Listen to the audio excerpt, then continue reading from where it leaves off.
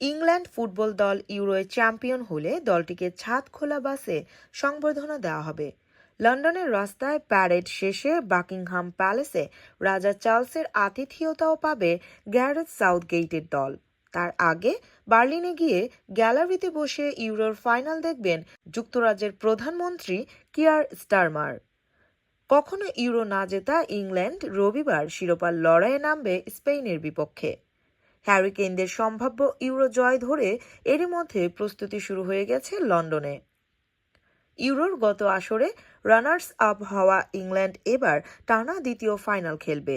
গতবার ট্রাই বেকারে হৃদয় ভঙ্গ হওয়া ইংলিশরা যদি এবার ট্রফি হাতে তুলতে পারে, দলটিকে নিয়ে ছাদখোলা বাস লন্ডনের গিল্ড হল থেকে বাকিংহাম প্যালেস সড়কে প্রদক্ষিণ করবে। এরপর রাজা চার্লস ও রাজপরিবারের সদস্যরা সাউথগেটদের সঙ্গে দেখা করবেন। এছাড়া 2 দিনের উৎসবে ডাউনিং স্ট্রিটে গিয়ে নবনির্বাচিত প্রধানমন্ত্রী স্টারমারের আতিথেয়তাও পাবেন ফুটবল দলের খেলোয়াড়রা। ফুটবল খেলার জনক হিসেবে খ্যাত ইংল্যান্ড দল বড় টুর্নামেন্টগুলোর মধ্যে এখন পর্যন্ত শুধু 1966 বিশ্বকাপই জিতেছে। প্রায় 6 দশক আগের ওই সময়ে বিশ্বকাপ জয়ী দলটি লন্ডনে বাস ট্যুর দিয়েছিল। সেবার ওয়েম্বলি স্টেডিয়ামে বিশ্বকাপ জয়ী ইংল্যান্ড অধিনায়ক ববি মুরের হাতে ট্রফি তুলে দিয়েছিলেন রানী দ্বিতীয় এলিজাবেথ।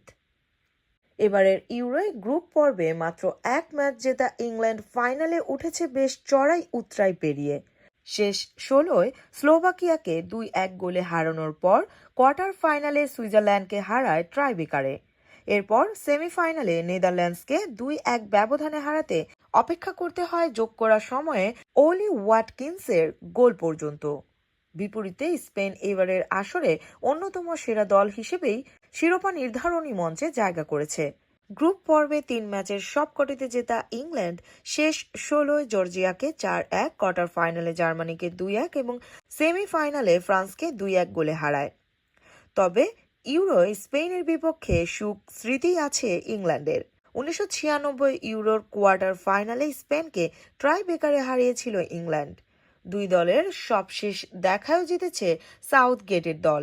2018 সালে উয়েফা নেশনস লিগের সেই ম্যাচে ইংল্যান্ড জিতেছিল 3-2 গোলে।